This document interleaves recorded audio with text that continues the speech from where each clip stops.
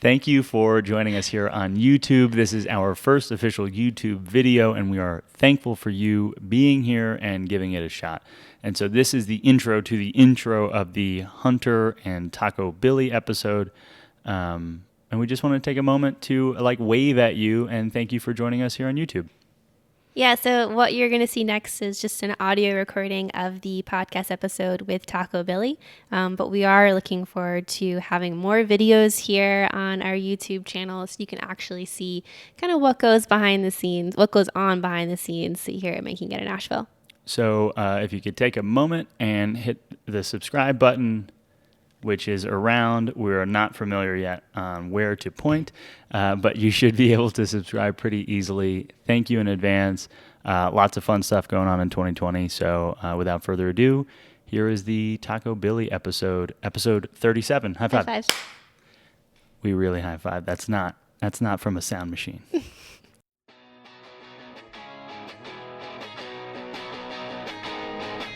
The times that I've been happiest in life have been when I felt like I had a vision or a purpose, something to chase, and I went for it. And when you're going for it, there's not really a better feeling. And then Taco Billy has definitely been one of those times where I was like, this is what I'm going to do. And you go do it. And there's nothing that stops you. And it feels wonderful. It's hard, but it feels, overall, it's incredible. And when I'm interviewing potential employees, I always ask them, what do you want to do with your life? Like, what do you really want to do? I know you don't want to work at a taco shop. That was my thing, but what do you want to do? And I want to encourage people to go chase their dreams just because that's where I've felt most fulfilled and happy. And then I want other people to feel that too.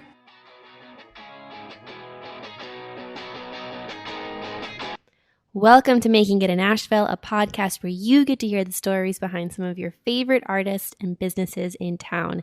Each episode, we work to uncover how these entrepreneurs and creatives are making it in Asheville and provide you with actionable insights from each conversation. And we're your hosts. That was Sarah, and I'm Tony. We're a husband and wife team. We moved to Asheville in May of 2019 with our hearts set on figuring out how to make it in Asheville. The podcast is, A, one of the ways that we're making it in Asheville, but B, was just a genuine interest to learn from others and share their stories. And so we support this podcast with the work that we do in our own marketing agency called Making It Creative. We work with local businesses and businesses around the country on brand strategy, communications, email marketing, all sorts of fun and modern ways to tell meaningful stories. And in this podcast, we get to tell a really meaningful story, the story of Hunter Berry and Taco Billy. So in this episode, we sit down with Hunter Berry. He's the founder of one of Asheville's most beloved taco shops. You know it as Taco Billy. Hunter shares with us how he fell in love with breakfast tacos while he was living in Mexico and Texas, and then why and how he decided to bring that love of breakfast tacos to Asheville and make a business out of it. We talk about all sorts of stuff on this podcast, least of which is how they chose the name Taco Billy, a name that we love. A logo also that we love. It is this awesome kind of negative space goat. We get all into the name and the brand in this episode. Lots of takeaways.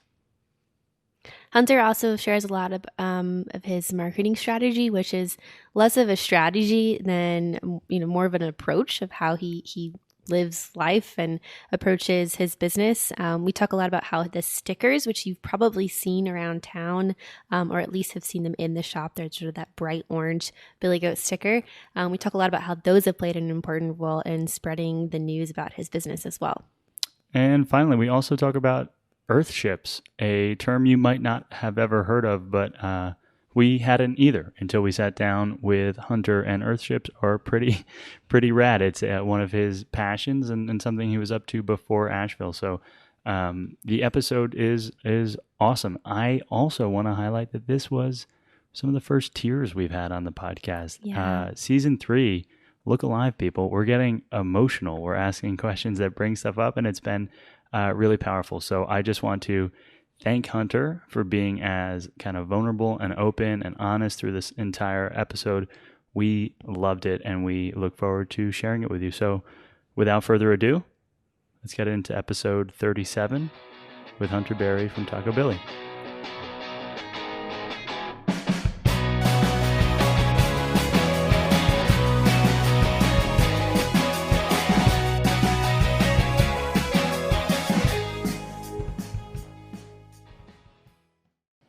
But you're kind of on all the time when you're practicing husbandry. Is the Yeah.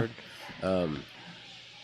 I had to leave the ranch to have a day off, but I loved it. I felt like I was changing the world.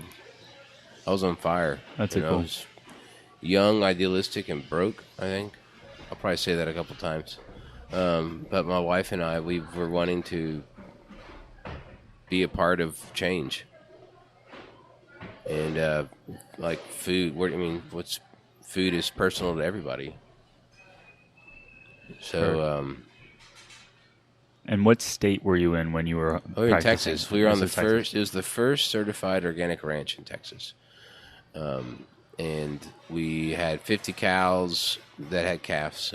They called it a calf-cow operation, and then I had about 450 layers.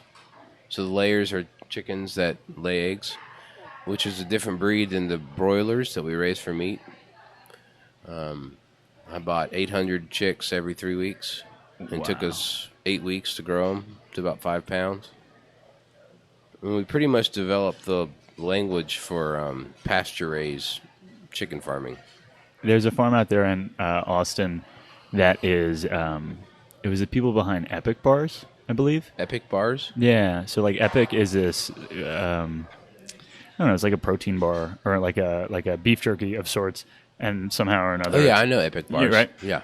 And so I think that those guys had like, and I say guys, but the team has had a couple big consumer product wins, and then they built this gigantic ranch that's trying to do the most, or the whatever the furthest extreme of good or natural air quotes is.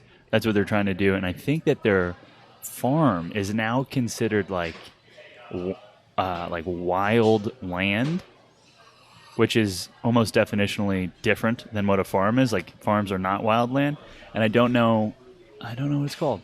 Epic Farm? No.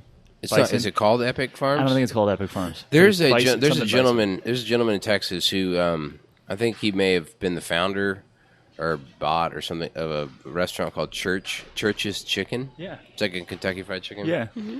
And he bought, I don't know, he's got like 5,000 acres or so, but he cut every cedar tree on it, which is an invasive species in Texas, and they're everywhere. But has, for the last 15 years probably, has been trying to bring the land back to its natural state. And after he cut all the trees, probably like 20 springs just started flowing. Oh, wow. And all the like old grasses have come back, and it's a really special place. That's what you remind me of when you talk about it. We're gonna look that up. And if this is in the podcast, there will be links to the things that we're talking about right now. If it's not in the podcast, no one cares. Cool. I can't think of the name of the ranch right now. Me neither. But they're definitely connected to Epic, and they're known primarily for bison. They do a lot of bison meat. It doesn't Epic have the like really clear pictures of animals on the label? Yeah, exactly. like a cow or a turkey or bison. They do a lot of bison. Hey, Steve. Hey, man, how you doing? This is my good friend, Steve. Hi, Steve. Hi. Beautiful thing. That might happen during this process. We are. This is not live, but we're doing it live in the famous words of whatever his name was. Exactly. Is it okay for me to say hi to people? Of course. Well, good. Yeah. I don't want to not do that. We would never want you to not. Let's pretend that this is now the beginning of a podcast. And we'll ask that you say hello, what your name, and where we are. Hello. My name is Hunter Daniel Berry, and we are at Taco Billy in Asheville, North Carolina. And we are in the, I want to say, new space at Taco Billy? We're in the new space, the new addition. the new dining room. And it's beautiful. I am looking at a wall filled with gorgeous framed, I don't know what era art, but beautiful farmhouse looking, and oh, there's a boat. So maybe it's not all farmhouses, but it's this is like a really cool space. We've been in love with Taco Billy since visiting Asheville. I have to say that Taco Billy was our very first meal that we had when we moved to Asheville. Like, we landed and we were like, let's go get tacos. And we like looked up, we're like, we're going to get tacos in Asheville. And like, it just came up and we were like, let's do it. Well, Yeah. I'm grateful you took a risk. Yeah.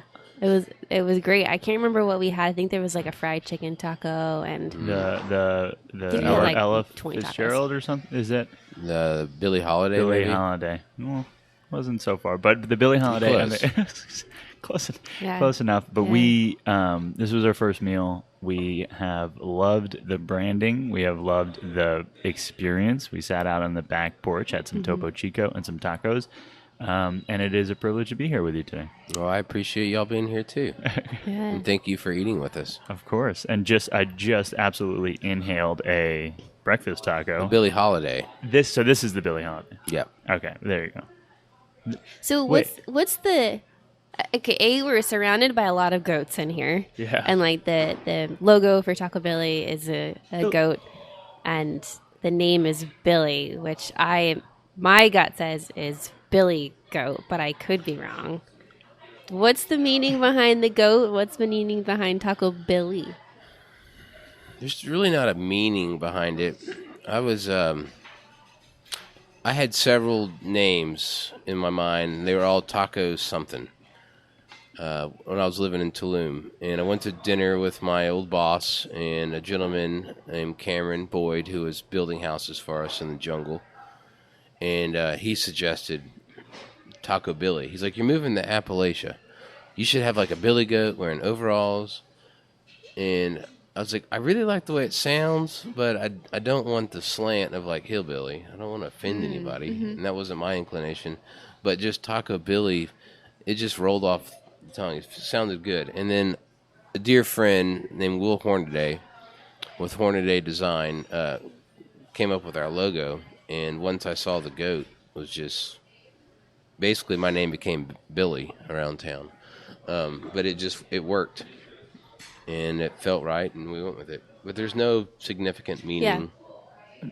That works, though. I think that there is that's more angle than we even thought. I don't know if I know that you've had a history of husbandry in some way or another. I wasn't sure if goats were ever a part of it, but Billy Goat does seem to make enough of a connection, and then Yeah, it just felt right. yeah, and I does. mean, everything it sounds about so this right.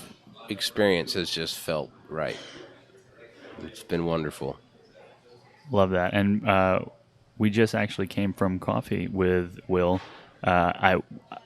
Will? Yeah, yeah. Oh, So that's we're part of the Charlotte Street Business Association yeah. together, which is this town just keeps getting smaller the more time we spend here, and it's been a beautiful thing. And I do think that this specific logo, Taco Billy, and then the use of orange in the space and on the logo is just been like something that's really spoken to us. I'm wondering.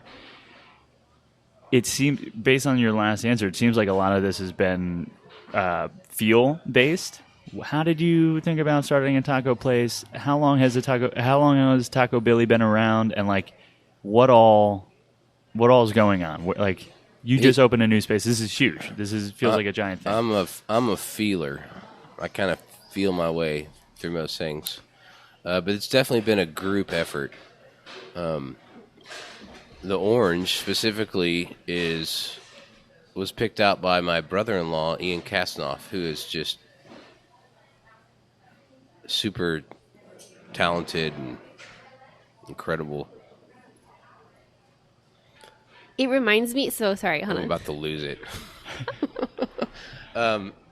Yeah, Ian came up here and he helped me he picked out all the colors. Sorry. It's okay. So, We could always hit pause. This is I'm a feeler. Yeah. the orange. I'm looking at a bottle of the Valentina Salsa Picante. The color Seems really, really similar. It is. Ian walked in. I just primed all the drywall, and he got out his Pantone swatches, I guess you will, and just put up blue, like that masking tape over there on the wall, and just made a matrix. And we went to the paint store and we bought 20 different paint colors, and he just started painting squares. And then we slept on it, and he woke up and he's like, I figured it out. I had this dream, this Art Deco thing going on in Nashville, and these are the colors. And it's part of the brand. I mean, it's that's our mark, that blue, orange, gray.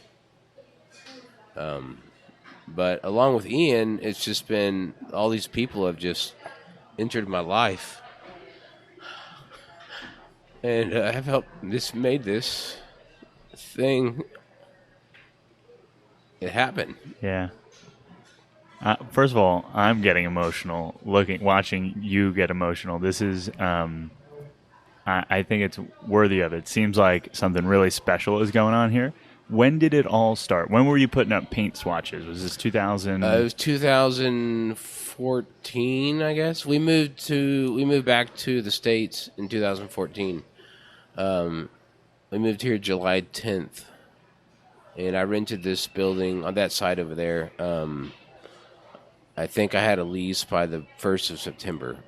Oh, wow. I was driving around town. It basically took like 2 weeks to move and get all of our stuff in order, or somewhat in order.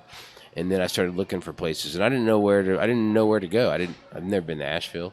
And one day I was driving around town with my youngest daughter Stella, and we were on our way home, and she was like, "Dad, look, there's a for rent sign." So we pulled over. I put my head against that window. I've replaced the glass. It's a new window, but called the number, talked to a guy named Lawrence Peterson, and he was like, "Well, it's $500 a month," and I was like, "I'll take it." That seems fair. I don't know what commercial it was very fair, but I did have to rebuild the building. Okay, including like all the plumbing and electrical and the roof, and it was a risk, but I felt that if things worked, it would be a win in the long run. Yeah, I mean, and the location seems awesome. The location turned out to be great. Yeah. I mean, we're in one of the busiest parts of Asheville, and like I said, at that time, I didn't know anything about this town. Yeah. But the space just felt right, and it was so exciting to be like chasing a dream. But you asked earlier about when was I thinking about it? Forever, when I had friends that left Texas and were moving somewhere, and they didn't know what they were going to do, I always suggested open a breakfast taco joint. Spread the good news of breakfast tacos. It'll work, and no one did it. And we went to Mexico for a year, and then it turned into 4. But after 4 years, it was just time to come back. And we did not want to go back to Austin, Texas, even though we loved it. We didn't want to go back and move into our house and get jobs and do whatever after this crazy adventure. So I was just like, I want to open a business. I want to open a taco restaurant. I want to spread the good news of breakfast tacos. And started working on a business plan there in Tulum at this restaurant called Charlie's, is where I wrote my business plan. Charlie's daughter, Morgana, was my daughter Tausa's best friend. It was just a great atmosphere to write. And I didn't know what I was doing. I didn't know what I was doing with the business plan. I got online and ordered some business plan template, and it cost me like $20 a month, and just slowly filled it out over 3 or 4 days. And then moved here, and like I said, things just unfolded. There's a in the kitchen over there. There's on the control panel for the hood system. There's a sticker of a guy sitting on a horse backwards, and it says everything is unfolding perfectly. And it just sums up this whole experience. I love that. Yeah. So why? I know that you lived in Mexico for a while and Texas too, but I'm wondering why tacos? Do you remember the experience when you discovered what authentic tacos were, or was there a restaurant or a taco stand somewhere that you remember really having an impact on you? I'm sure there was, but nothing comes to mind as like being the taco, the authentic taco experience. I mean, growing up in Texas, there's a lot of Mexican food, and it's different from authentic Mexican food in Mexico. Probably the first experience or association I remember with a breakfast taco was Taco Cabana in San Antonio, Texas. It was a chorizo and egg taco, and it was just like love connection immediately. Yeah. In Mexico, they don't really, eggs are not a big, it's not typical for tacos. There's lots of egg dishes, but it's not a typical taco filling. And I think it was more of a Texas thing. Yeah. Just growing up eating breakfast tacos. I mean, breakfast tacos are pretty much, in my opinion, the very best thing you could eat for breakfast. Hard to Just argue. like it's just a vehicle for protein punch. And there's like endless things you can put in them. Yeah. And The there's variation. just enough tortilla to hold it. I mean, burritos too much tortilla, in my opinion. They just work. The whole year that we spent building this place, I don't know how many times I was like, I just want a breakfast taco, and there's nowhere in town that sells them. Would you make them at home? Did you have Oh, a yeah. recipe? Yeah. Yeah, I make them at home all the time. They taste better here. There's something about the flat top. I'm like in a dream future state.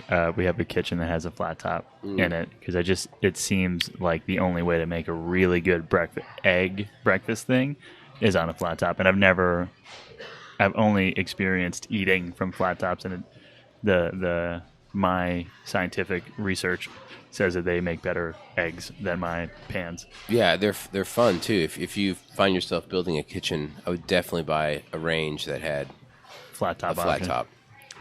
Dang. So we have a sense of what your backstory is. There's only so much of the backstory that I think we'd have a whole multiple podcast series of what has happened before you got to Asheville. But I'm wondering it's one thing to and I think I know the business model plan template that you might have used. It's one thing to spend time, sit in that. It's another thing to find a location, to put whatever, I don't even know what the process would be, but put down payment on the space, to start looking at ranges, which you might have never done, and kitchen supplies. And what was that process like? Is it a giant bank loan and you're just pulling against it to figure it out? You said it took about a year before maybe the lights came on or you had your first taco sold. What happens in that first year of thinking about a restaurant? Well, a lot of learning. I didn't know what I was doing. I've never had a restaurant. Rob Foster at Blue Ridge Restaurant Supply has been. He's become a good friend now, but he also was very helpful with my layout and design. I basically walked in and was like, "Hey, I'm going to start a restaurant. I don't know what I'm doing. What do I need?" Yeah. Because I didn't know where to put the fryer or the range or the oven, or I knew I needed them. Yeah. But basically, Rob created the layout for me, and then the architect kind of designed the space to some degree, but it's so small, there wasn't a whole lot of design work to do. There was a lot more design on this side. But it was just all these, like I said, everything unfolded. People entered my life that suggested things, and we tried them, and we've made some adjustments to the kitchen. We had to rebuild the whole building, and that was second nature. I mean, I've been in construction. Okay. That was easy. I mean, it wasn't easy, but it was. I knew what to do. But when it came to the actual restaurant part, it was a steep learning curve. I mean, to the day we opened, I decided. I was talking to a friend named Michael Bolin who lives in Bar Harbor, Maine. We met in Mexico, but he's a restaurateur. He's got several nice restaurants up there. And I called him one day and was just like, it's just never ending. He's like, Hunter, you have to just open. He's like, don't forget to finish the things on your list, but you're never going to get them all. So just open. Oh, wow. And that was like on a Wednesday, and we opened Saturday. And literally, a cook showed up at 6 o'clock that morning that I'd never met. But he was a friend of a friend in Austin, and I knew he understood tacos. But we just opened and started doing it, and people showed up, and it was beautiful. Wow. And then we had to. Someone told me around 11 o'clock, "Hey, it's time for lunch," and we'd never done lunch before. I mean, hell, we'd never done breakfast before. But I was like, "Lock the door. We need to regroup for 20 minutes." So we literally locked the door and tried to figure out how we were going to prepare for lunch. But that's kind of how we started. It was just we went for it. And still to this day, it's breakfast and lunch? It's breakfast and lunch. I keep threatening dinner. I keep saying 2 weeks. I believe we will be serving dinner a couple days after Christmas. Okay. So by the then- time this comes out, Yeah. this is a dinner spot. Yeah, we're going to be open till 9 o'clock. Nice. I have to note that one of the questions we got from our Community, listeners, yeah. followers, was when are they going to be open for dinner? So there you go. They're going to be open Soon. for dinner soon. Yeah, we have to be open for dinner to pay for this. Yeah. Yeah. When you have this bar that we're sitting here and looking at, so I imagine that's going to be a big part of The bar's going to be nice. dinner I mean, I've never service. had a bar, so part of the reason it's not finished is I don't know what I'm supposed to do with it, but we're going to figure it out. And I think the neighborhood's going to like it. Yeah. This specific question was from someone who lives very close to here. We've been so just held and supported by the local community in this neighborhood. Probably the best thing that I've gotten out of this whole experience has been the fellowship that happens here and witnessing people connecting and talking, and me learning about people's lives. I didn't know anybody when I moved here, and now I know a whole lot of people, and I know what's going on in their lives, and it's wonderful. Yeah. Dang. And it's a fun business. At the end of the day, entertaining. at the end of the day, and I say this lovingly, having no idea of the work that you actually do, but it's tacos, right? Like, it's taco. Yeah. And I hope that in some way, I mean, that's how I would want to try and model it. It's like if someone doesn't get the taco they want, it's a taco. We'll make it right. I imagine. Has that been the model? Like, anything that you couldn't figure out is figure outable, and you try and make people happy. And at the end of the day, it's tacos. Yeah, people like tacos. And I think we considered getting rid of the build your own taco, because it's a total pain in the kitchen when some ticket comes back and there's like a paragraph of ingredients, and people can be picky. But at the end of the day, we decided to keep it because people like to design their own, and we're here to please, Yeah. Well, and I think one of the things we noticed was like, wow, there are a lot of taco places in Asheville. This is not Texas, this is in the middle of North Carolina. So we were really surprised seeing so many taco restaurants. So it seems like you have to do something different, like breakfast tacos or build your own taco, to kind of differentiate yourself from other places in town. But I'm wondering, what do you think makes the perfect taco? Like, what characteristics? That's hard. I mean, the tortilla is important, and then Corner flour. What's your standard? my standard. I don't know that I have a standard. I personally probably eat more flour tortillas. Although our gluten-free plantain tortilla is pretty popular. It's real fun. That's a whole nother podcast. Isn't that something? Yeah.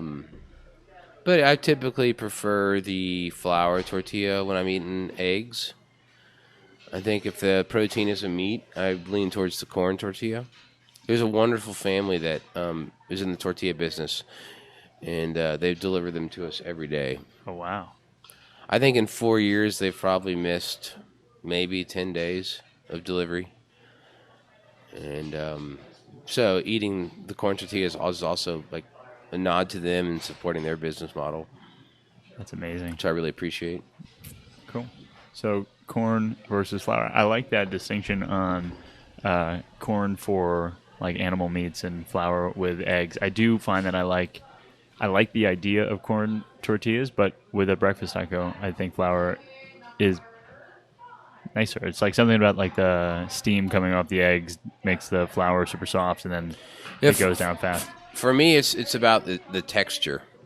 I really like the way that the flour tortilla kind of stretches as you bite it and breaks away, where the corn tortilla is a little more Crumbly. crisp, if you will. Yeah. That's kind of how we designed the menu, was around the texture. I like texture is real important to me when I'm eating.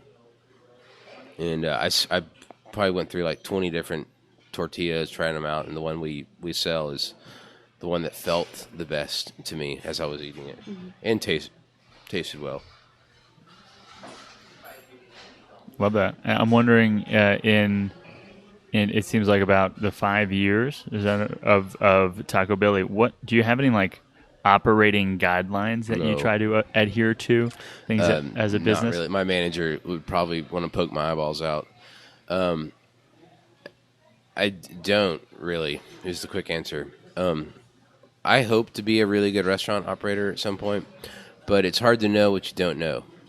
And like I said earlier, this has been a steep learning curve. I think restaurant operators like take inventory and look at numbers. I don't know which numbers to look at. I mean, I'm not just like not looking at anything, but I guess I figured out how to do what we do. It's real simple, our model, but I have a whole bunch to learn and want to learn, and I want to be better. And sorry, I lost my words. No, it's fine. And I think when I ask operating standards, I don't necessarily mean like, we run a fridge assessment every Monday. I'm meaning more like we try and make people smile when they get to the register. We try always to do something a little quirky. Like all of these pictures have little baby orange goats in the middle of them. Like, are there things like the customer's always right? Or no, the customer's not always right. My employees are always right. Like what things like that, if anything, have you trended towards over the 5 years of being in business? What things have you learned maybe the hard way and now you know? I think that we've trended towards trying to make the experience feel happy for customers. When people can walk in this door to give us money and to buy food, we want to feed them real food that tastes good enough with real friendly service. And I want, and beyond that, I want the people that work here to have fun. I mean, they spend a lot of time here with me, and I want it to be a enjoyable experience. And everything just, I mean, the little goats in the picture. Again, that was a friend. Kim Black gave me that idea, and at first I couldn't see it. I couldn't visualize it. But now, people, it's huge. It's part of our story. It will be in every Taco Belly I open. I actually sold the painting last week to a customer who just had to have one. I was like, okay, what's it worth to you? And she's like, I don't know. I don't spend a lot of money. I was like, well, how about $30? She was like, okay. So it sold the painting. I was like, what are you going to do with this? Bathroom. You're gonna take the branding of the restaurant, put it in your living room. It felt good. It was fun. But it's been, I can't emphasize enough how much this has been a collective effort. If I'm good at anything, it's connecting with people and knowing people. And I've put out all my feelers and sensors to everybody I've known on this whole journey. Like, what do I do? How do I do this? And people have just given me their input. And that's kind of been my approach to this whole thing. In your opinion, could you have done this if it hadn't been in Asheville? In my opinion, yeah, I think so. I think we could have done it about anywhere. But Asheville has been so supportive. The community has they've had our back the whole time. And I think that's very particular to Asheville. Yeah. I don't think all cities aren't like this. It's been lovely. We survive on like locals. We get a lot of tourists coming here because Asheville's a tourist town. And there's local. I'm looking at people right now that I know that live right here, and that guy over there hung the drywall in this building. My friend Tim over there painted this whole room for trade for tacos. I'll feed him probably for the rest of my life for free. Thank you, Tim. It's a beautiful room. I love that, and I tend to. My gut it would be that I agree. I think that a well executed concept of like we're going to crush tacos probably could survive most anywhere, but there is something, it seems special, especially when you come in here. And we were, the first couple times we came in, we didn't know you, we didn't know anyone on the team, but we noticed that people knew each other, that like lunch meetings were happening here, that people like waved as other people came in, and we're like, oh, this is kind of a spot. Like this is the thing. There's something happening here. And that's kind of always, we keep seeing that in Asheville. But when we were telling people, hey, we're going to go to Taco Billy for an interview soon, everyone had, oh my God, I'm always at Taco Billy. Oh my God, I just had dinner with him. Or, oh my God, we were there two Tuesdays ago and we sat for 2 hours. That feels really nice to hear. You've done something. This is a special thing. And so we've done something. It's not, it's been a group effort. Love that. Couldn't have done it without all these people. I'm curious to know more about, I know that you said a lot of this is just sort of unfolded and it seems pretty organic in the growth or the popularity of Taco Billy, but have you thought about marketing? Is there something that you have done marketing wise that you think has helped your business become successful?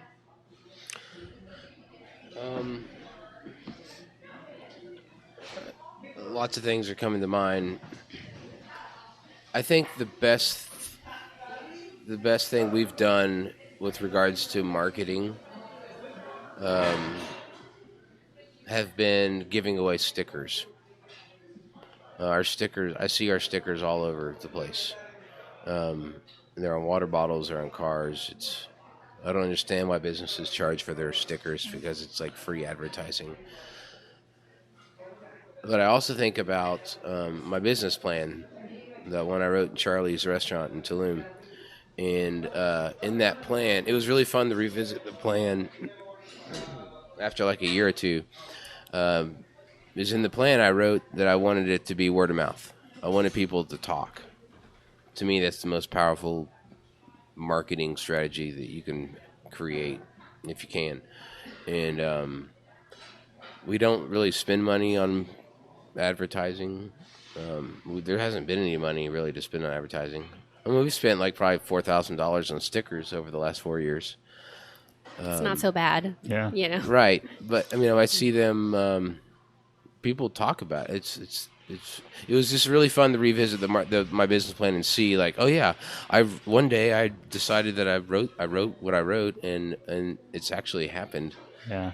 And yeah, people are talking about it and they share it, and what's more powerful than that? You can't buy that.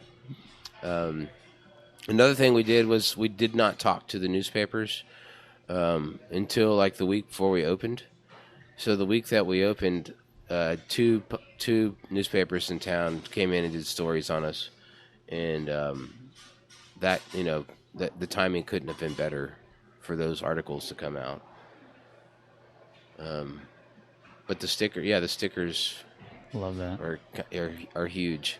I have customers that travel and send me pictures like from Paris or Spain, and they've just placed a sticker somewhere and they took a picture next to it, and it feels so good to see those.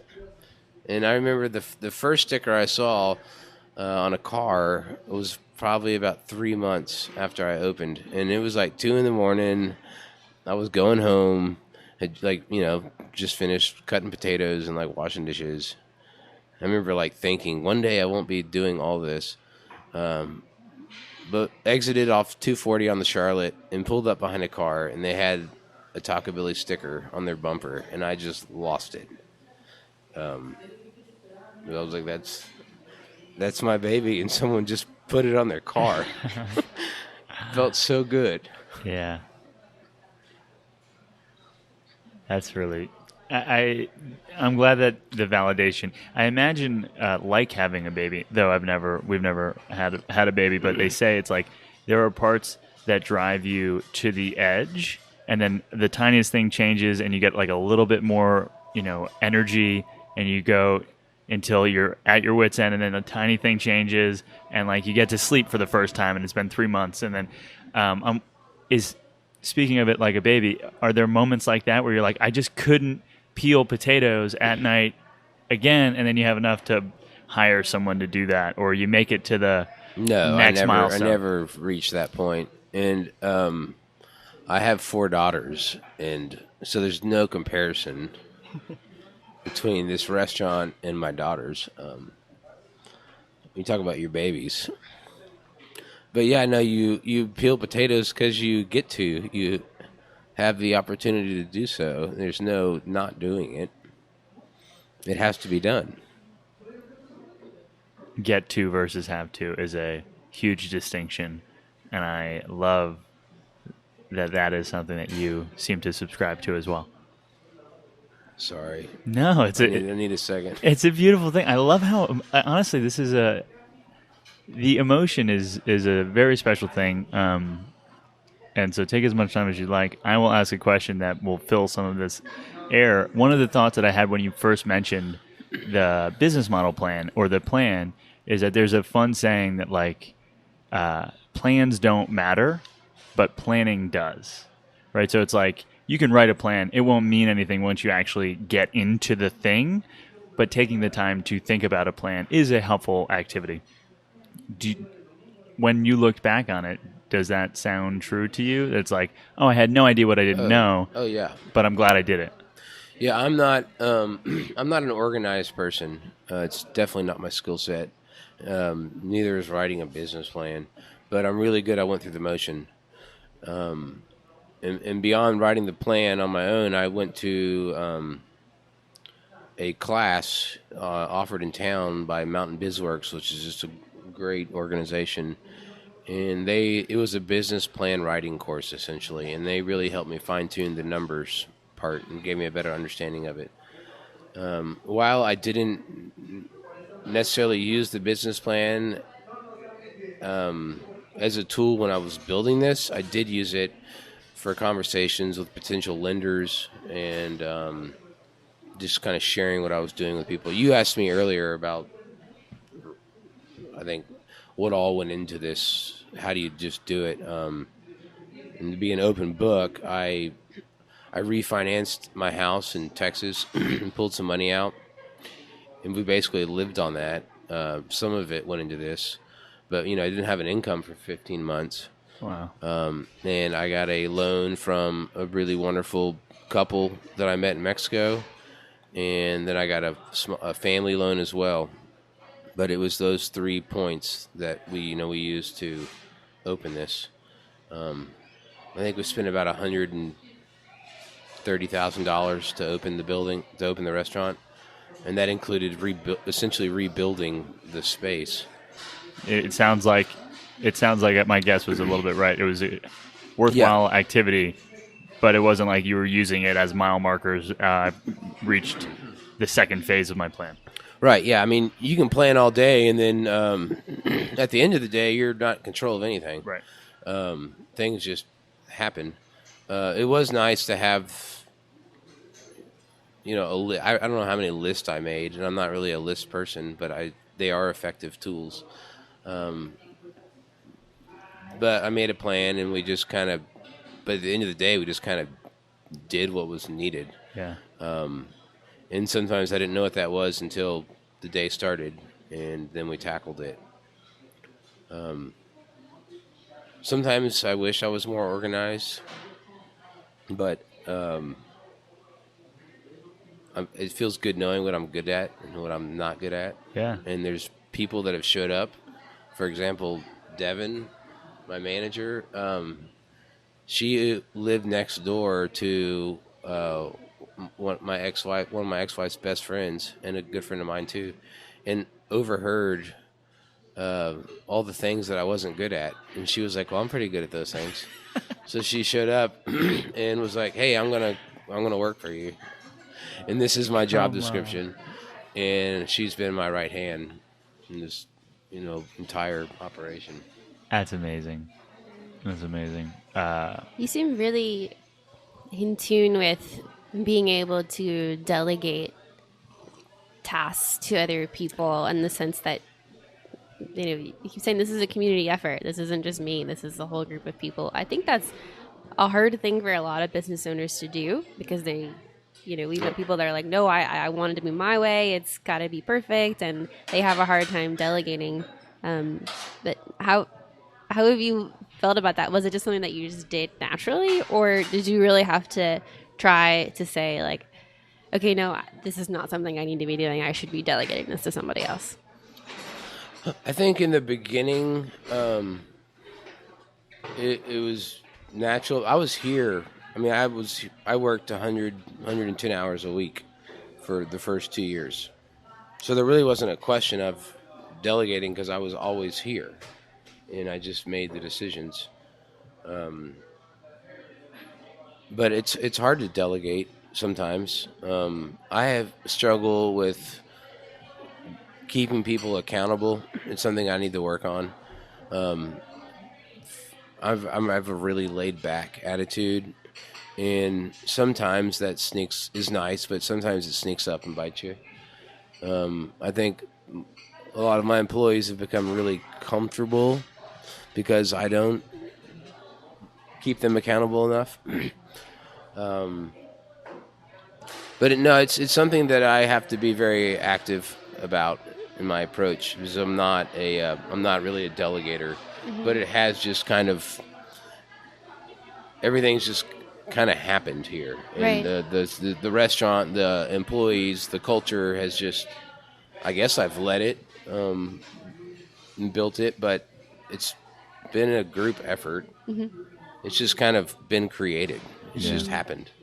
Who all And then is, sometimes I'm real happy with that, and then sometimes like, oh, I need to like have tighter reins on this. At the end of the day, it is a business, but I want it to be more than. I mean, a business sounds boring. I want it to be an experience, if that makes sense. And I'm learning; they're learning. And I think to your point on the experience, I want to circle that back to your marketing portion of your business plan, which was word of mouth, and that you pointed out that the stickers have been probably the best vehicle for marketing in the last 4 years. We certainly subscribe to the truth that probably the best marketing is being remarkable, like providing reason for someone to remark about you, your business, the experience in your business. And so I would say on the outside looking in, it seems like you've created a lot of opportunities for people to remark about their experience here, from the beauty in the space, from the quality of the food, which is fantastic, to the people, and to like the energy in the space. That's all inherently remarkable, no matter how you got there, backwards, forwards, intentionally, it was on the plan, it wasn't on the plan. There's something remarkable happening, and I think that you don't necessarily need advertising and being remarkable are two wildly different things. Because it's not just the stickers, right? Like, I know you said the stickers have helped, but I don't think a business should just be like, Taco, Hunter said, buy a bunch of stickers. That's going to be my best marketing tool. So that's what I'm going to do. Like, it's not going to work for every business. It works for you because you've created something that people are like, yeah, I want to stick this sticker on the back of my car or on a pole in Paris somewhere. I don't know, Yeah. Yeah. Well, thank you. First of all, yeah, thank you. I don't know how to answer that. Yeah, I don't know. I guess it wasn't really a question. Was. It was just a comment. And it is a little bit of a perfect storm because, Sarah, I think you hit on something exactly right. Hey, everyone, don't just go run out and buy a bunch of stickers, though stickers are sweet, and we just bought some stickers. But, it is a bit of this perfect storm because if you used Times New Roman font and it said Taco Billy, probably not going to get stuck on places. But you have like this sick negative space Billy Goat, and the fonts are cool, and orange is always exciting for like human eyeballs. And so and then they had this incredible meal and experience, and all of that gets tied up into the sticker. So Sarah, you hit something even more right, which is let's not all go run out and get stickers. Maybe let's think about the brand, and let's think about being remarkable and then giving people a way to remark. It happened. It happened. And again, it was, you say sticker. I'm looking at it. That's Will and Amy Hornaday. Yeah, we just had breakfast. So funny. Like I said, people just showed up and things unfolded. The times that I've been happiest in life have been when I felt like I had a vision or a purpose, something to chase, and I went for it. And when you're going for it, there's not really a better feeling. Yeah. And Taco Billy has definitely been one of those times where I was like, this is what I'm going to do. And you go do it. And there's nothing that stops you. And it feels wonderful. It's hard, but it feels, overall, it's incredible. Yeah. And I, when I'm interviewing, although Devin interviews more people now, but when I'm interviewing potential employees, I always ask them, what do you want to do with your life? Like, what do you really want to do? I know you don't want to work at a taco shop. That was my thing, but what do you want to do? And I want to encourage people to go chase their dreams just because that's where I've felt most fulfilled and happy. And then I want other people to feel that too. Yeah. Back to the food, though. We buy really good ingredients. It's just real simple food that tastes good enough, but it's like real food. And I don't think that we experience that every day now. Yeah. There's just so many food products out there. But yeah, our eggs were laid last week. Those potatoes were peeled this morning. I mean, the sausage is from a pig that was grown about 20 miles away. It's just real simple, real food. And that's something that was very apparent in Mexico. And we ate out a lot on the street in taco carts and stuff because they're everywhere. But it's just real food. It's like meat and tortillas and vegetables. And that's it. And that's essentially what we're trying to do here with a little more creativity. Yeah, and one of the things that stuck out to me just from your website was the number of local producers, sustainable producers that you source a lot of your ingredients from. Yeah, that was important. It was important to me. We probably don't do a good enough job, aside from the website, of like telling people about that. Which I guess I could maybe justify higher prices or something, but it's going back to 20 years ago. When I was crawling around chicken shit and feeding chickens. It's back to the roots. So, you buy good stuff to support that movement. It seems crazy that we're even talking about that. The movement has got, like food is not food anymore. That it's like product. Yeah. But I think I want to eat well, and I want other people to eat well. I eat here every day. I want to eat good food. Yeah, that reminds me of something that Michael Pollan said in one of his books. I can't remember which one it was, but I think he started out the book saying, "Eat good food," and then he said, well, "Let me define food." Food. Right. And then he went on to say, food is not this processed stuff. This is something that is whole, and it's comes from the earth and so on. And I think that's a important distinction to make that I think more and more people are more aware of it now, but as Yeah. years have Yeah. gone by, it's If it gotten were lost. on your great grandmother's plate, she would need to know Yeah. what it is food. Right. Is like one of the ways he kind of coached through defining food, and it seems like everything here, though, like incredibly crispy fried chicken and like I'm sure all of the recipes I'm sure are like thoughtful, and you might pickle your own pickled things, but like at the end of the day, it's a creative combination of flavors, all real food. Right. For the most part. So do you eat tacos every day? Probably so. I've started eating more bowls of food instead of the taco, but I go in and out. I pretty much eat a taco probably every day. I know that for sure. I had 2 yesterday. I haven't had one yet today, but I probably will. We're gonna. I hope we correct for that after we turn off the mics.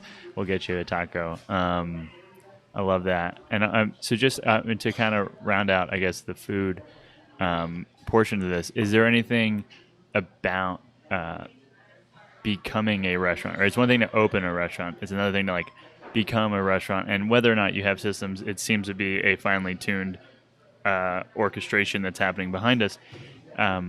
When you think about food today, after 5 years of being a restaurant owner, is it different at all from when you started?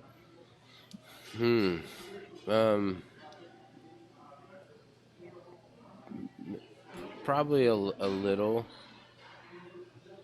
I mean, I have a much greater understanding of what goes into this type of operation, and not just like what happens here, but like all the different people that I buy from, that I interact with. There's a lot of effort that goes into preparing food. It's touched so much from the time you buy it and you unload it, and then you wash it, and then you cut it, and then you store it, and then you cook it, and then you sell it. It's just, I think I feel a little different going out to eat now, and I mean, I've always worked in the service industry. Feel like I always had like a second or third job, which was usually in a restaurant. But I have now, I mean, even more of a greater appreciation for this industry and what all, there's a lot that goes into it. It's just, it's a lot. Yeah, heard. So let maybe you have a fun and crazy backstory. We typically say, "Where are we today? How did we get here? What all of the winding road that's led you to Asheville would you care to share?" Well, the first thing that comes to mind is Earthships. Yeah. So I'll just, without giving I mean, away, my email's Earthships@gmail. Okay. I got a Gmail back when they were trading them on Craigslist. I didn't even know what a Gmail was. Like, what is this freaking Gmail thing?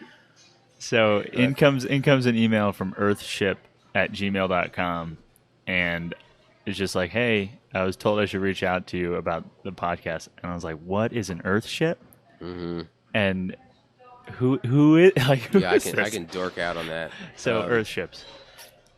I spent a year building Earthships in Taos, New Mexico, and it was probably one of my most favorite years.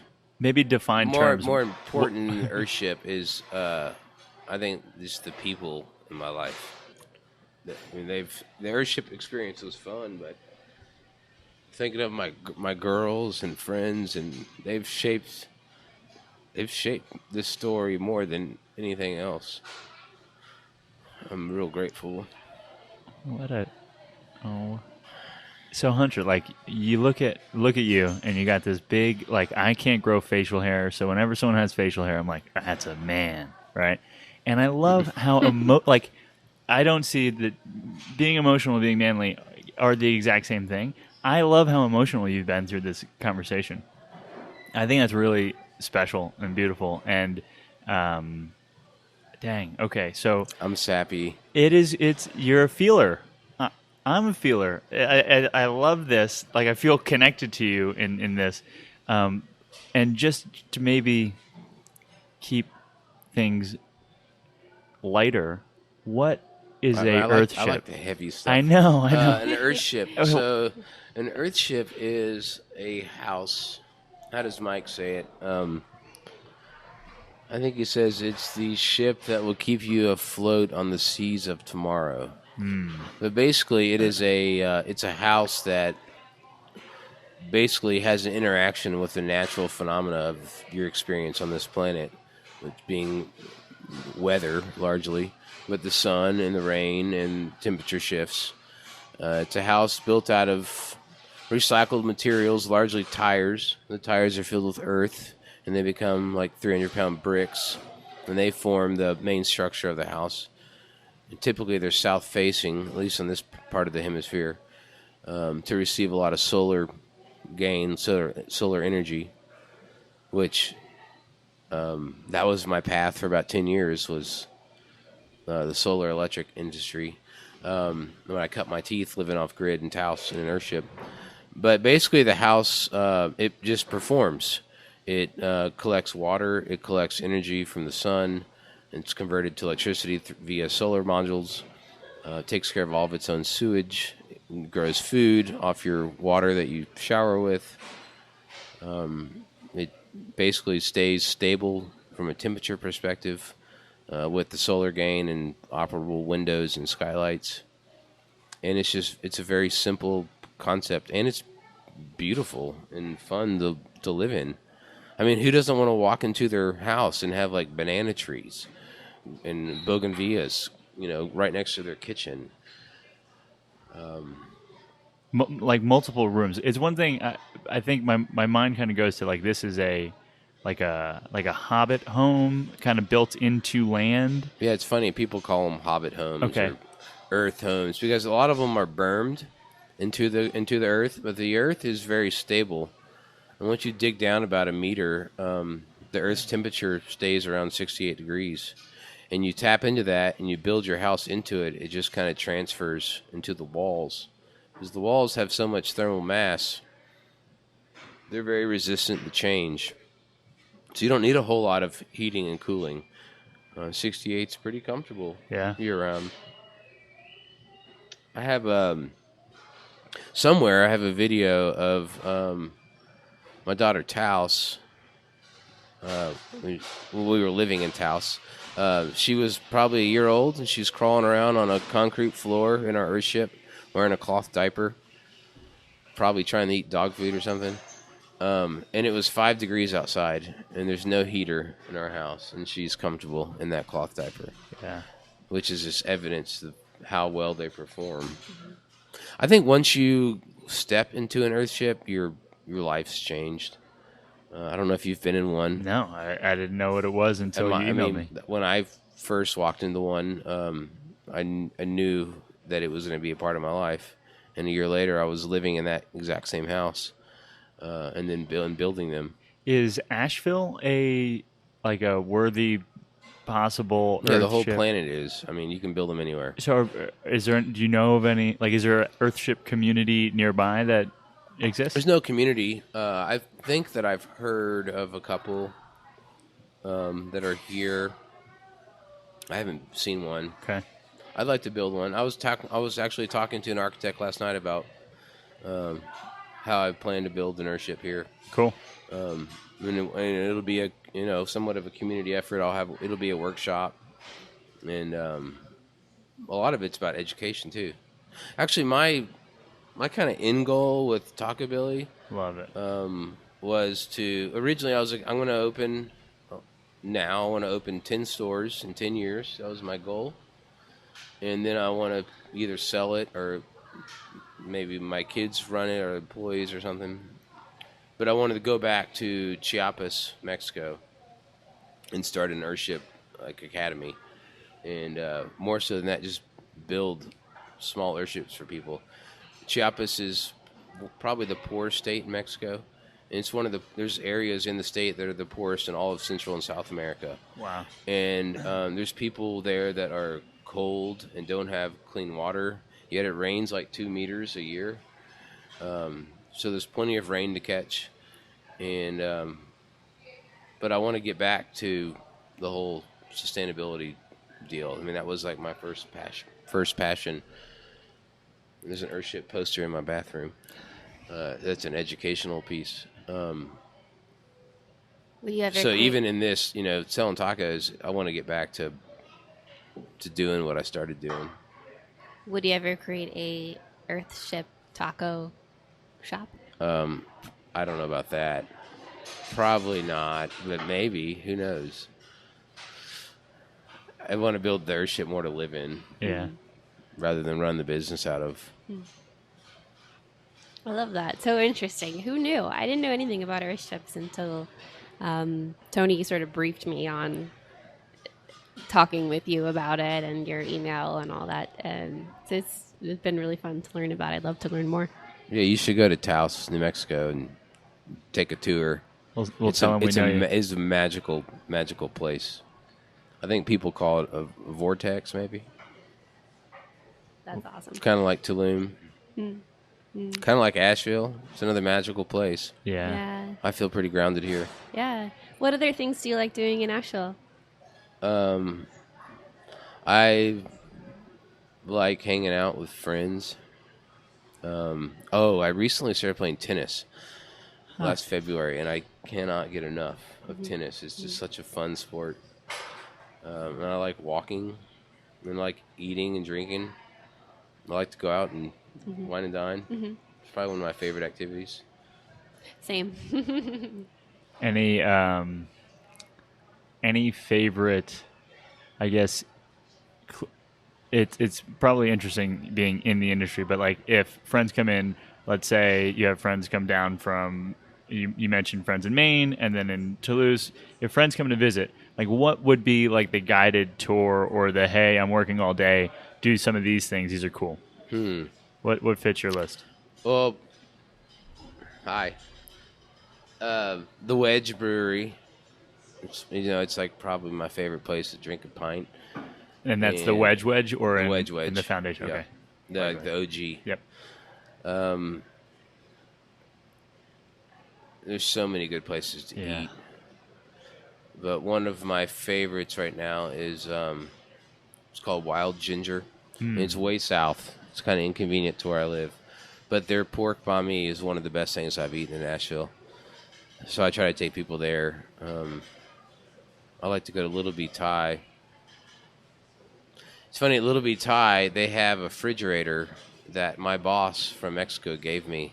It's like a bonus gift when I left the company, and then I sold it and they bought it. So it's fun to go in there and see that refrigerator because it brings up so many memories, but their food's excellent.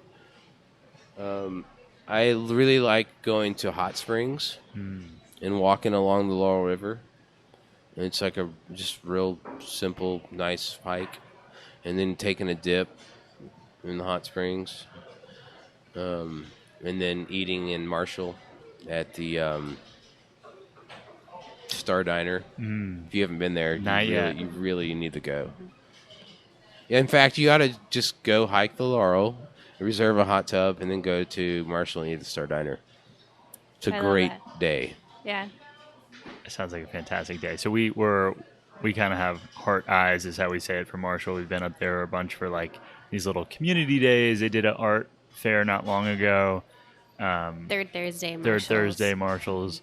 It seems like and we haven't eaten in town enough. We just I don't remember the name of the place. Well, there's only like 4 3 places to eat from, but right. We ate at Sweet Monkey, I think was that the name of it? Something Sweet like Monkeys. That. It's they do pizzas and it's like a one chef operation. Yeah, I don't know if I know that. It's crazy. But Star Diner, you want to you need to get a reservation. They have like 10 tables or something. cool. In fact, the last time I ate there was with that lady sitting right over there. That's Good, so funny. dear friend of mine, my tennis partner.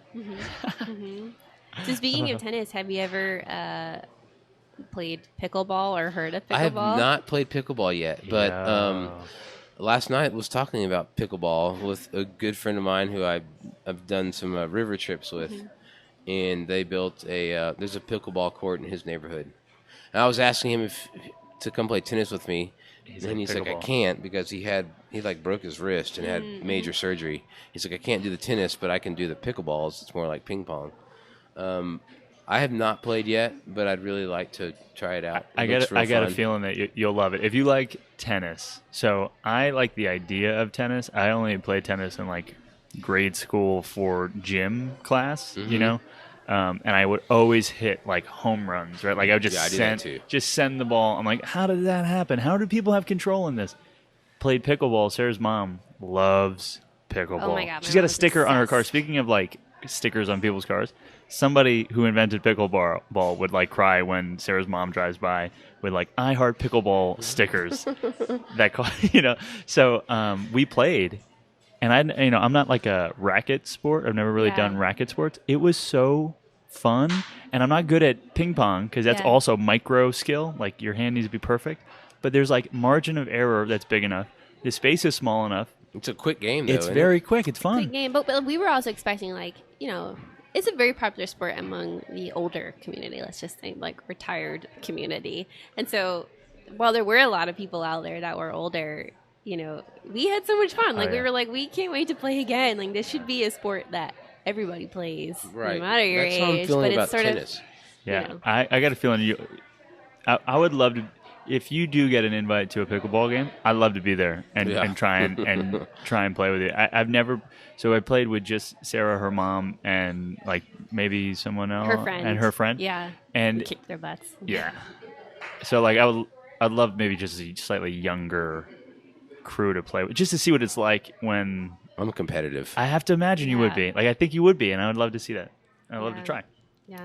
But pickleball, so fun. Who knew? Who knew that we were talking about pickleball today? Anyway, we went on this really long tangent of pickleball and tennis. Tennis. It's just like I don't regret not playing it earlier. I mean, I went to summer camp to play tennis. Yeah. But I hit the ball outside of the court all the time. But now I can actually rally. Yeah. And I can't serve very well. But it's mental, it's physical, and you can go anywhere in the world and find a tennis court. For sure. And it's a forever sport. So that's why this thing, and we'll try and get off pickleball soon, listener, sorry. But like with pickleball, I thought it was fascinating because the hardest part, which is the serve in tennis, in my non-professional opinion, is it's an underhand serve, right? So it's the easiest version of a serve. Game almost works exactly the same way. I don't care enough to teach scoring, but like it's underhand serve, so that part's easy. And then there was a guy in the court next to us who seemed like he was about 100 years old and seemed like he was a sick tennis player at one point, and probably like can't play tennis because he just can't cover the ground anymore. Right. But he was a savage playing pickleball because he was still like lanky, and he like. He hit these balls perfectly, exactly where he wanted, and like he was having younger people on the other side just like run around. It was so interesting, but he couldn't play tennis anymore. Right. So I find the court's a little smaller. The court's a lot smaller, a lot more forgiving, like a little bigger than Foursquare. Substantially bigger than Foursquare. Yeah. It's like half of a tennis court, or half of a half tennis court. Yeah, I think half of a tennis court sounds fair. Yeah. And everything's condensed. Everything's condensed. It's like I would say it's about half of a basketball court, and then you turn it on its side. Right. So you're going. They'll like put them on. They'll do it on basketball courts.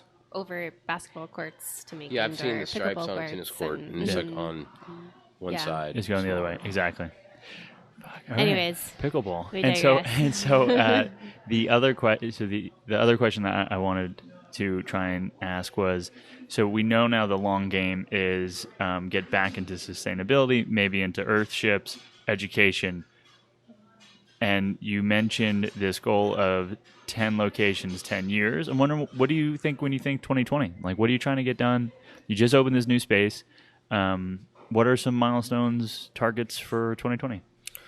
Right now, it's finishing this space and getting it open. And I'd mentioned earlier about not really knowing what I was doing with the restaurant. 2020, I want to become a more proficient restaurant operator. I want to just fine tune what we're doing here and prepare the model for Replication. replication. I don't want to open. I mean, we're going into year 5 now, so we're halfway at that 10-year goal, which it was just a goal. I'm not like steadfast holding to it, but I see this year being preparation for building this business. Yeah. And in addition to the restaurant, we're starting a tortilla company. So I'd like to build that up this year as well. Mm-hmm. We're going to produce our gluten-free plantain tortilla. But I've got a lot to learn with just packaging and labeling and, how to scale up a handmade product. Yeah. And the first thing we did was, we bought an oven and built a space to produce them. And there's probably 400 tortillas in the walk-in right now, ready to be sold. But yeah, this year is going to be about fine-tuning and building a tortilla business and preparing for opening more Taco Bellies. Love it. And my gut says that the growth would be kind of non-linear to begin with. It wouldn't be if you can open the second one. My gut says you can open 3 and 4 with using the same thing, and then you now have 4. To go 4 more would be about probably as crazy as opening the second one after only having one. But I definitely don't know. That's how I feel. I think number 2, number 3 will be probably the hardest. I mean, the first one was the hardest. Yeah. But I think after there's 3, we can have a commissary, a kitchen, and start cooking bigger batches of proteins for all the restaurants. That way it's real consistent. And then I think opening more will be easier. Yeah. There'll be more revenue. Right. There'll be, I can pay people more. We can hire people that are experienced. And although I really, I want to, hopefully people that have been here since day one will grow into those roles. But yeah, I agree with you. I think after we open a couple more, it'll be easier. We want to keep the concept as it is and simple. And what do they say? Keep it simple, stupid, kiss. Yeah, kiss. Grandpa always says that. And then what I've recently heard, and I like it, is keep it stupid simple. So keep it stupid simple, like as simple as you possibly can make it. Keep it that simple. Mm-hmm. And then no one's being called names also. Right. Which is nice. Yeah. But my grandpa likes it. Yeah, the original. If I was to open another restaurant, it would probably just be like one thing. Like, we sell chicken. And that's all we do. Like grilled chicken. But right now I'm going to focus on, hey, Miguel, just growing this business. Love it. Cool. Any other things that we want to check off of our mental model list? Yeah, if we had a magic wand or someone in our audience had a magic wand, what one thing would you ask for? It could be anything. It could be something personal. It could also be something related to Taco Belly. People have gone deep and wide with this one. So are you we have a magic wand. Are you asking me if I had a magic wand presented to me, what would I wish for? Yeah, exactly. Genie in a bottle. Big question. Yeah, and this is a snapshot of this moment in time, this morning. Yeah, it's not like what I would do for humanity or. Right now, you're dying for a breakfast taco. Fine answer. Yeah, that's a big one. There's a friend I'd like to see right now. That's probably.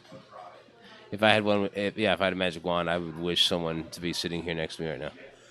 It's a beautiful thing. We'll send energy to make that happen. By the time this comes out, I hope that somehow the magician that we borrow the wand from can make that so. The other question that is always a staple is when you think about community and Asheville, those two words, what pops up in your mind? Like different faces walking in that front door. That's the first thing that came to my mind. Was just like the people that I've met through this restaurant. Yeah, there's definitely a special community here that we can tell from just watching you and greeting people come through the door. That seems to be very present. I mean, that guy standing over there by the door, he let me test drive his car the other day. That's fun. Yeah, and we don't really know each other. I mean, we know each other from here. Yeah. Yeah. But I'm car shopping right now as my truck scares me. And he happened to drive the kind of car I was interested in. And I was like, hey, what year is that? And he's like, it's 2002. You want to drive it? And I was like, yeah. So we drove around the block. I love that. Is That's there anything cool. that you think is missing from the Asheville community? I mean, nothing like, Earthships. nothing strikes me. Yeah. Earthships, yeah, but they're coming. I feel pretty content here. Asheville's pretty rad. Sometimes I wish it was hotter in the summer. I like to go swimming when it's really hot. Yeah. And, it's here when you go swimming, it's still kind of cold. But I really enjoy the Four Seasons. But, yeah, nothing really screams at me that's missing. Tortillas, plantain. Plantain tortilla. Yeah, but they're At here. scale. But they're here. They're coming. Oh, Tex-Mex. I really would like to eat more like cheese enchiladas with chili con carne that you don't find here. Is that happening on the dinner menu when the dinner actually happens It's here? been requested. Will, who made the logos, like, when are you going to do it? And Amy, his wife, like, when are you going to sell enchiladas? Because they're I don't they're really Texas know how guy. to make them Okay. like they taste in Texas. I know someone who does. I'm probably going to ask them soon. But I don't, I'd love to serve them. It feels like a different restaurant, though. Yeah. I really want to be Stay in your good lane. about keeping it simple. And people ask me, what are you going to put on the dinner menu? And I'm like, the same thing. Tacos. It's working right now. Why complicate it? And people also don't understand, what all goes on in a restaurant. I mean, if I add one thing to the menu, it's a chain effect. I mean, it's how do you receive it? How do you store it? How do you hold it on the line? How do you keep the right temperatures? There's a lot of layers to it. We'll probably add a fish taco and a salad. Fish taco is a whole other podcast, too.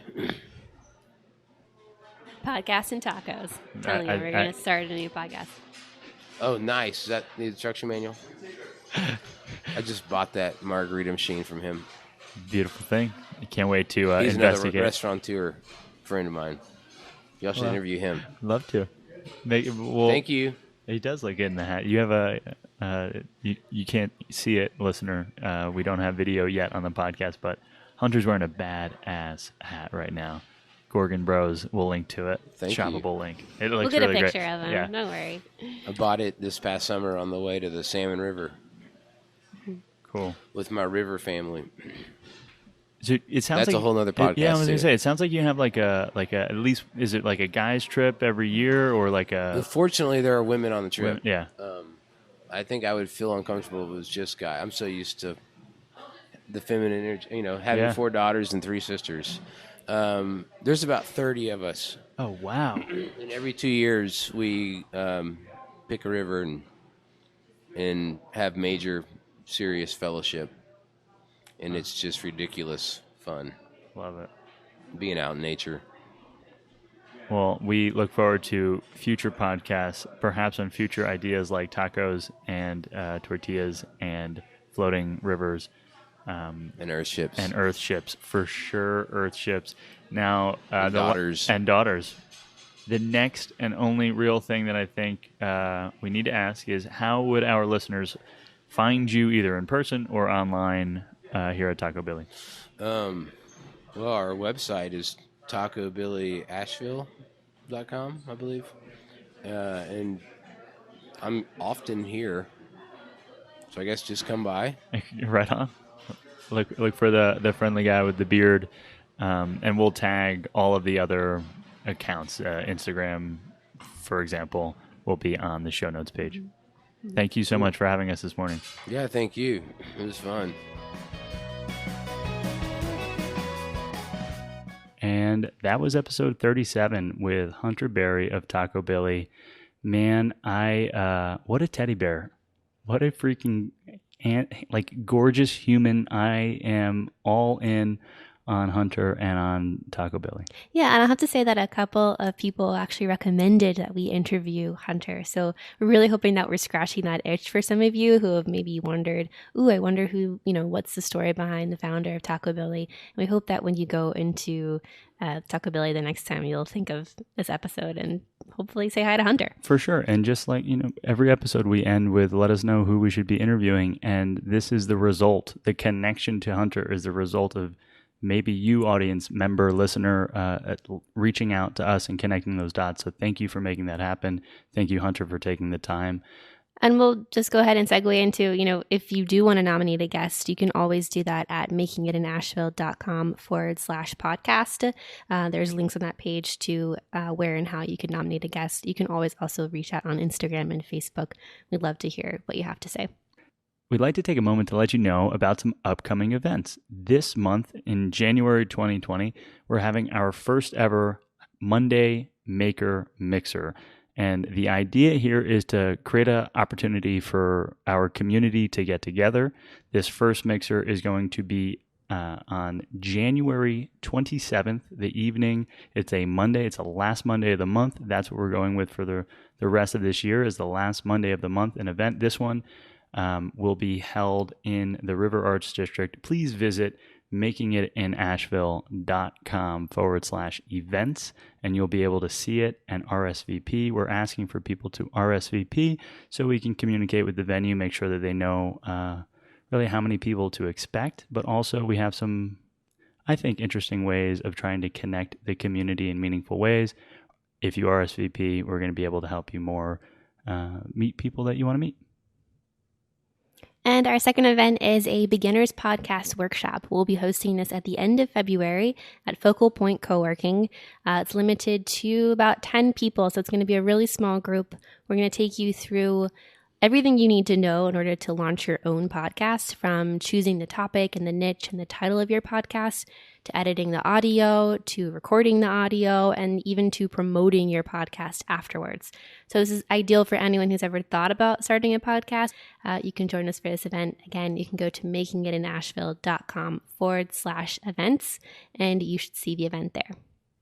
Awesome. And we also want to take a minute. We do this in every episode, and we are so thankful for those of you who do take the time to like and review this podcast. The place to do it is on Apple Podcasts.